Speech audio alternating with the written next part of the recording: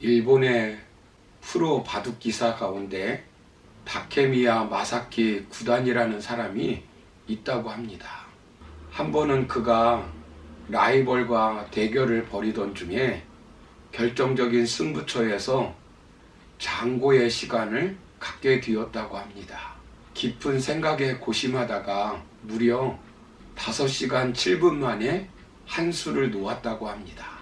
총 제한 시간 8시간 중 상당량의 시간을 단 한 수를 위해 몰입한 그는 결국 그 대국에서 짜릿한 역전승을 거두었다고 합니다. 승패의 분수령이 되었던 그 수는 신의 한 수와 같았다는 유명한 일화가 있습니다. 여러분, 우리 인생에도 결정적인 신의 한 수가 필요할 때가 있습니다. 그런 현명하고 대단한 결정을 하기 위해서는 바른 선택을 해야 합니다. 우리가 현명하고 바른 선택의 기준에는 3가지가 있습니다.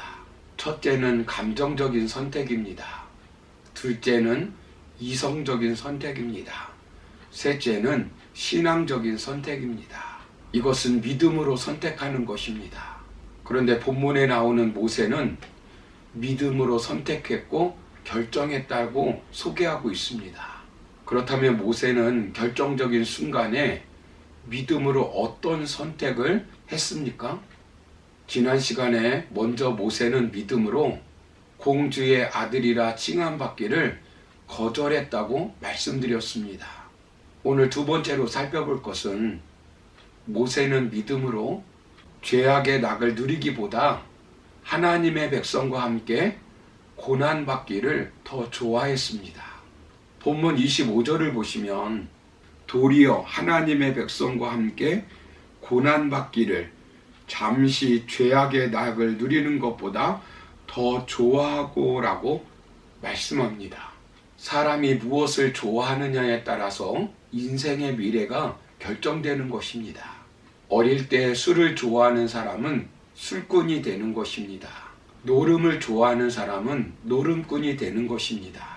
이 시대는 즐거움을 찾아 떠나는 시대입니다. 죄악의 낙을 누리기를 좋아합니다. 그러다 보면 인생은 불행해집니다. 무엇을 더 좋아하느냐는 가치관의 문제입니다. 어떤 가치관을 갖고 사느냐의 문제입니다. 그런데 신앙적 선택의 가장 중요한 원리는 말씀에 근거한 가치관을 가지고 선택하는 것입니다. 역사 속에서 가장 위대하신 선택을 하신 예수님은 십자가를 눈앞에 두고 누가복음 22장 42절에서 이렇게 말씀합니다. 이르시되 아버지여, 만일 아버지의 뜻이거든 이 잔을 내게서 옮기시옵소서. 그러나 내 원대로 마옵시고 아버지의 원대로 되기를 원하나이다 하시니. 예수님은 선택을 하실 때 하나님의 뜻을 구하였습니다. 로마서 12장 2절에서 사도 바울은 이렇게 말씀합니다. 너희는 이 세대를 본받지 말고 오직 마음을 새롭게 함으로 변화를 받아 하나님의 선하시고 기뻐하시고 온전한 뜻이 무엇인지 분별하도록 하라. 사도 바울 역시 하나님의 뜻을 먼저 구하라는 것입니다. 모세는 무엇이 더 큰 것인지, 무엇이 더 가치 있는 것인지를 알았습니다. 하나님의 뜻이 무엇인지를 알았습니다. 모세는 믿음으로 잠시 죄악의 낙을 누리는 것보다 하나님의 백성과 함께 고난받는 것을 선택하고 결정하였습니다. 인간적으로 볼 때는 어리석은 선택과 결정으로 보일 수 있습니다. 참으로 바보 같은 짓일 수 있습니다. 애굽의 왕이 될 수 있는 길을 내버려 두고 하나님의 백성과 함께 학대당하는 광야길을 선택하는 것은 믿음이 아니면 설명할 수 없는 일입니다. 사명 붙들지 않으면 가능하지 않는 선택입니다. 상주시는 하나님을 바라보지 않고는 결정할 수 없는 선택입니다. 상주시는 하나님을 믿었기 때문에 가능한 결정이고 선택입니다. 이 땅에서 누리고 싶고 즐겁게 살고 싶은 것은 누구에게나 가지고 있는 마음입니다. 그러나 믿음을 가지면 하나님의 백성 이스라엘이라는 언약 공동체를 위하여 고난에 대하여 더 큰 가치를 부여하고 선택할 수 있습니다. 어제 영국의 육상 선수 에릭 리틀이라고 하는 사람을 소개하였습니다.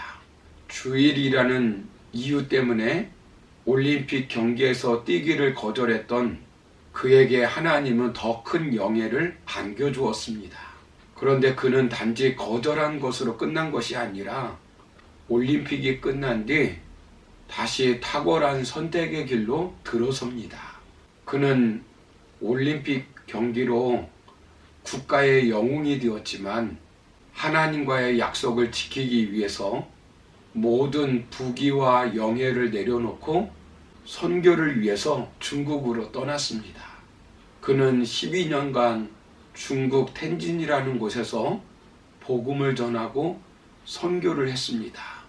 그 후 7년 동안 산둥반도 농촌 지역을 다니면서 복음을 전했습니다.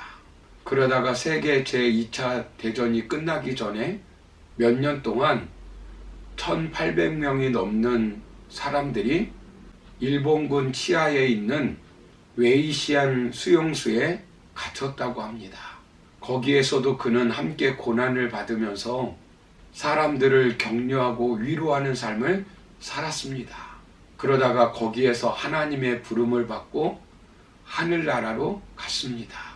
그가 죽은 뒤에 함께 수용소에 갇혀있던 랭던 칼키라고 하는 사람이 풀려나와 대학 교수가 되었는데 에릭 리틀에 대해서 이렇게 말했다고 합니다.